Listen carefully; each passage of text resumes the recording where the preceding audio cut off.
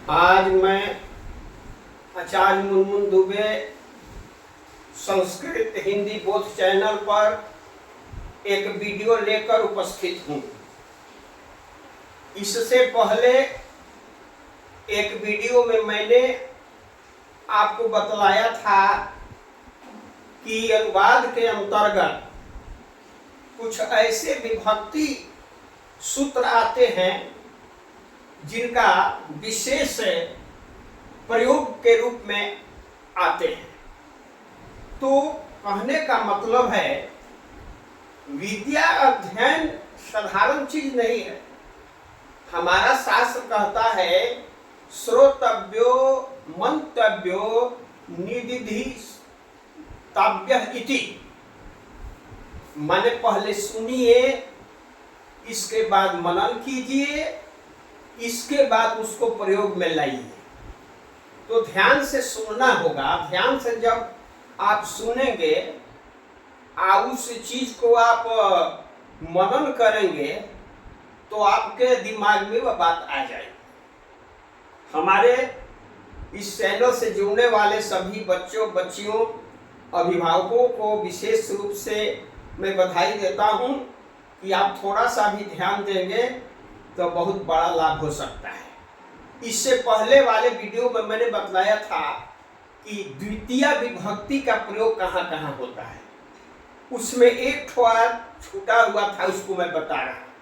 इसमें लिखा है क्रिया विशेषण द्वितीय, मतलब कि क्रिया विशेषण वाक्य में यदि आता है, हिंदी के वाक्य में यदि क्रिया विशेषण आता है तो उसमें द्वितीय का प्रयोग होता है।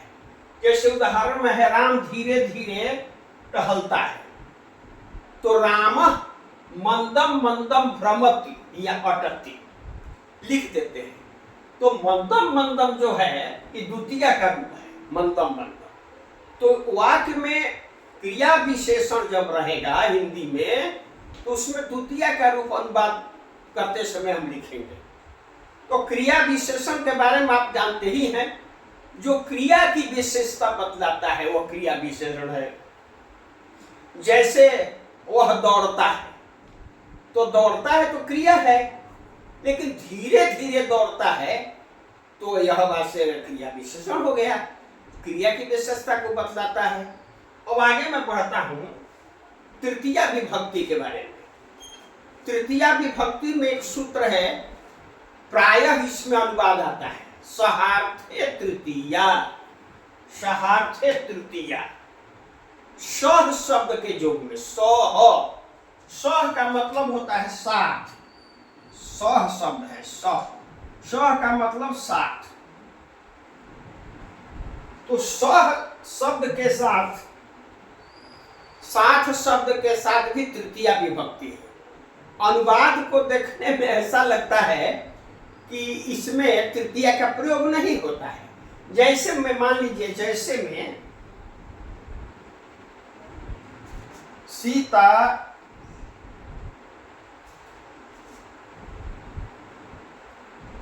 राम के साथ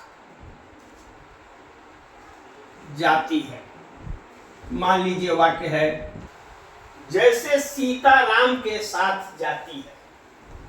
तो राम के साथ, यहां राम में के है, संबंध कारक का चिन्ह के है, और उसमें षष्ठी विभक्ति होती है। तो यहां षष्ठी विभक्ति को हम नहीं लिखेंगे, यहां लिखेंगे हम तृतीया। सीता, सीता का संस्कृत सीता कर्ता कारक में है, रामेण, रामेण माने राम के साथ, सह, रामेण सह माने राम के साथ, गच्छति माने जाती है। इस तरह का अनुवाद प्रायः एक अनुवाद अवश्य आता है इस साथ के अर्थ में, जिसे सहार्थे। इसी सह के आधार पर ही एक सूत्र पाणिनि ने बनाया, सहार्थे तृतीय। और इसके बाद आपको मैं बताता हूं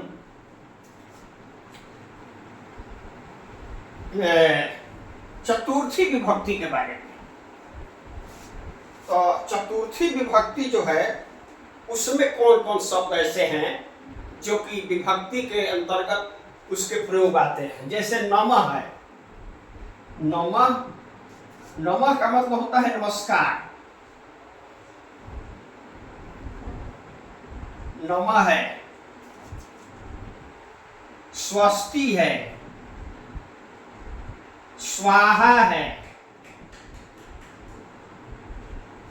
स्वाहा अलम है, वसक है, नमः, स्वस्ति, स्वाहा, स्वाहा, अलम, वसक। इन शब्दों के योग में, इन शब्दों के योग में चतुर्थी होती है।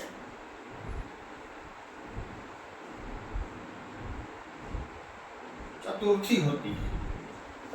नमः नमस्कार, आप प्रायः सुनते हैं कहीं भी लिखा हुआ भी, जो निमंत्रण पत्र वगैरह जो आता है उस पर लिखा आता है गणेशाय नमः, श्री गणेशाय नमः, ओम नमः शिवाय। इसका मतलब है नमः का जहां भी प्रयोग होगा उसमें चतुर्थी का लिखा जाता है। जिसे श्री गणेशाय नमः माने गणेश को नमस्कार। अब चतुर्थी विभक्ति का रूप जानना होगा। और राम के लिए है तो रामाय, रामाय नमः हो जाएगा। विष्णु के लिए होगा तब विष्णवे हो जाएगा। विष्णवे चतुर्थी जिसका रूप होता है, विष्णवे नमः, ऐसे हो जाएगा। तो नमः का प्रयोग जो है सो चतुर्थी विभक्ति में होता है, यह आपको जानना होगा।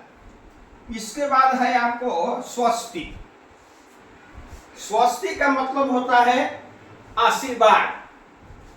तो प्रजाभ्य स्वस्ति, प्रजाभ्य स्वस्ति, प्रजाभ्य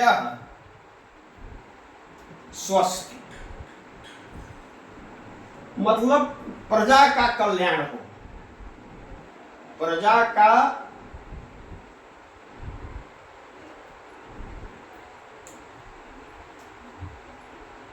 कल्याण हो। प्रजाभ्य स्वस्ति, तो यह बहुत कम आता है। स्वाहा शब्द आता है। जैसे हम कृत्य में जो दैनिक कृत्य हवन आदि जब करते हैं किसी विशेष अवसर पर या हम मंदिरों में जाकर, तो स्वाहा शब्द का जब प्रयोग होता है तो उसमें चतुर्थी का रूप लिखा जाता है। जैसे ओम गणेशाय स्वाहा, गणेशाय स्वाहा, स्वाहा लिखे। अग्नये, अग्नि के लिए अग्नये चतुर्थी का रूप, अग्नये स्वाहा। किसी देवता के बारे में, देवता के बारे में है तो प्रजाभ्य स्वाहा, ब्रह्मणे स्वाहा, ब्रह्मा का है तो ब्रह्मणे स्वाहा लिखेंगे। अब उसमें बहुत लोग नमः जोड़ देते हैं, जो ब्रह्मणे नमः स्वाहा, तो नमः और स्वाहा दोनों एक साथ नहीं होता है। स्वाहा अलग रहता है। जहां नमः मंत्र रहेगा तो उसमें नमः चल सकता है।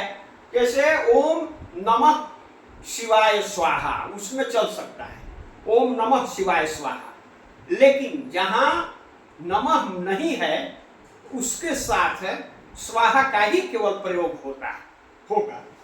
जैसा कि आप जानते हैं या जानना चाहिए कि स्वाहा का प्रयोग जैसे मान लीजिए यमाय स्वाहा, यमाय स्वाहा, तो यमाय यहां नमः स्वाहा नहीं बोलेंगे, वरुणाय स्वाहा ओम लगा सकते हैं। वरुणाय स्वाहा, वरुणाय नमः स्वाहा नहीं होगा। यह जान लेना जरूरी है। इसके बाद है अलम। अलम का अर्थ होता है पर्याप्त, काफी।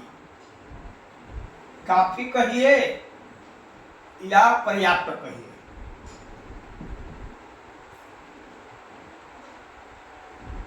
पर्याप्त कहिए या काफी। जैसे मान लीजिए उदाहरण है अल्लम मल्लो मालाय। अल्लम मल्लो मल्लाय। मल्ल कहते हैं पहलवान को। मल्ल माने पहलवान, मल्लाय उस पहलवान के लिए अलम काफी है, पर्याप्त है, ऐसा होगा। इसके बाद है वसट शब्द का प्रयोग। वसट का प्रयोग केवल इंद्र के लिए आता है, इंद्र के लिए। तो इंद्राय वसट, इंद्राय वसट केवल इंद्र के लिए इस शब्द का प्रयोग होता है।